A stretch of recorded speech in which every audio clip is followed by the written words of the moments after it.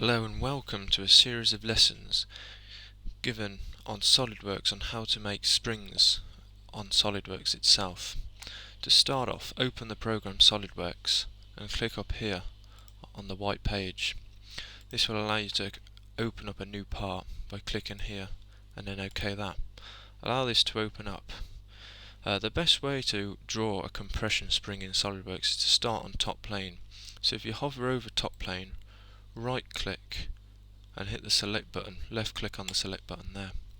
That will give you a normal 2 view on what you're drawing.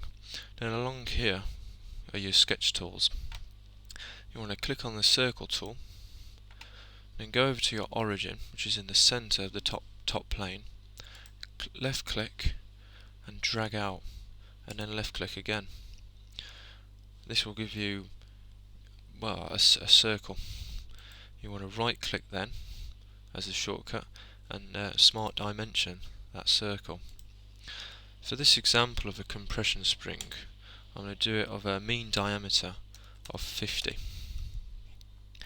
You now want to tick that and move on to the next step, which up here, click Features, over to Curves, and then click on the Helix tool.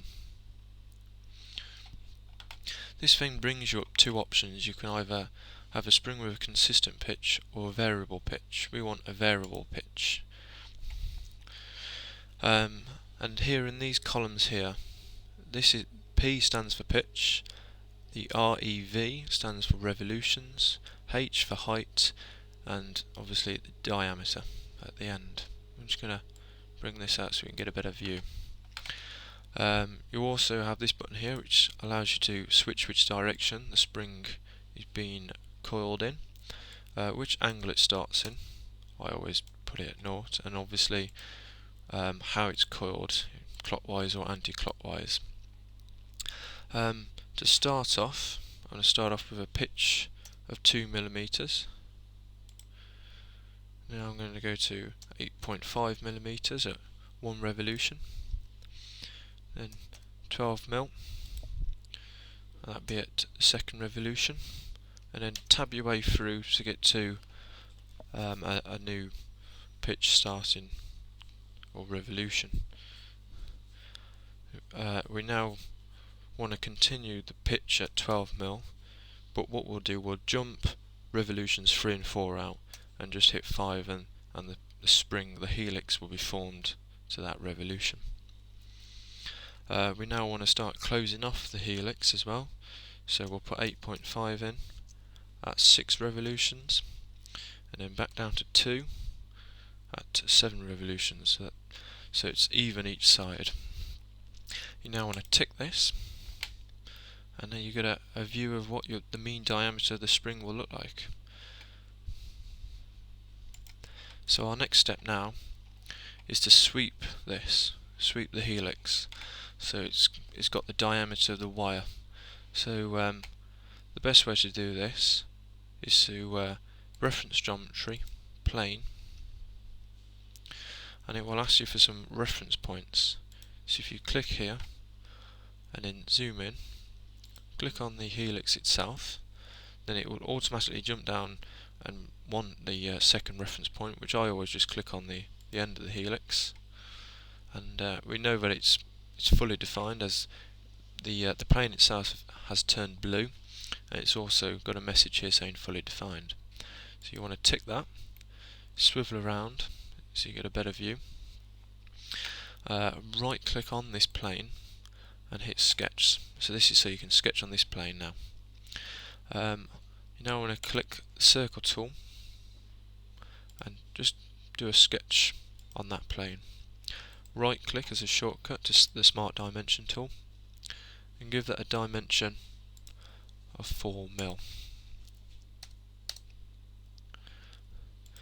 Now to get this circle onto the helix itself, we have to put a point. So select the point tool up here and put a point on that plane. Right click and then select will just cancel you out of that control. Then left click on the point, holding down control, and hold on to the helix itself.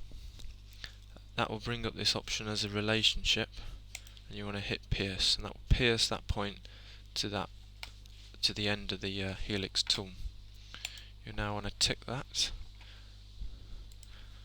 and select the middle of the circle, then holding down the control button again on your keyboard, select on the point, and now we want to add the relationship coincidence. So click that and your circle will jump onto the point you've just made earlier. And it's also turned black, so we know it's fully defined. The next job is for us to sweep boss, but first we just need to exit that sketch, and now sweep boss is now available. So if we click on sweep boss, it's automatically jumped onto the second sketch we've done, and it knows that this is going to be the overall diameter.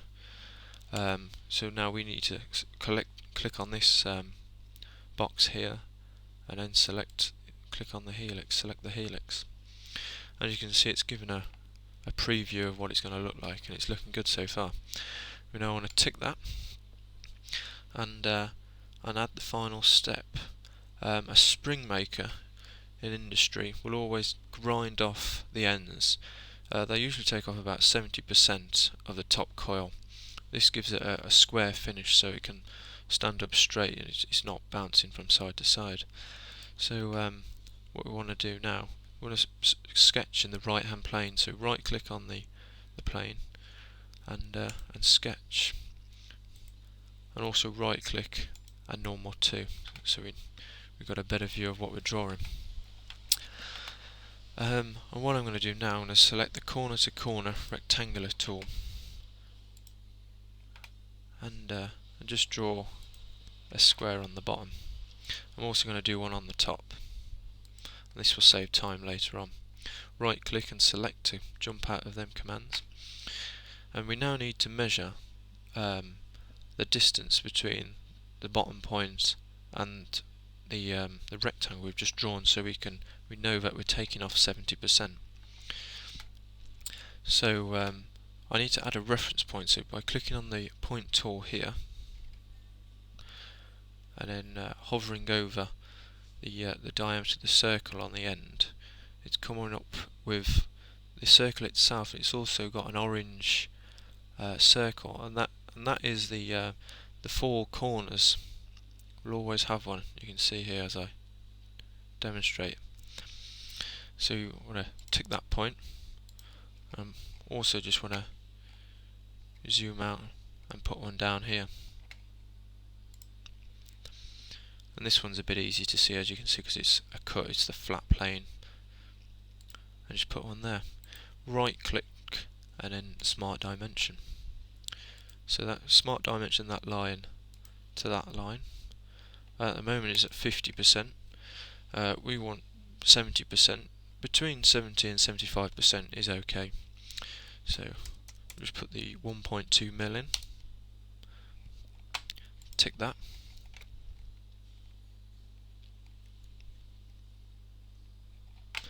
And we'll do that again at the same at the top.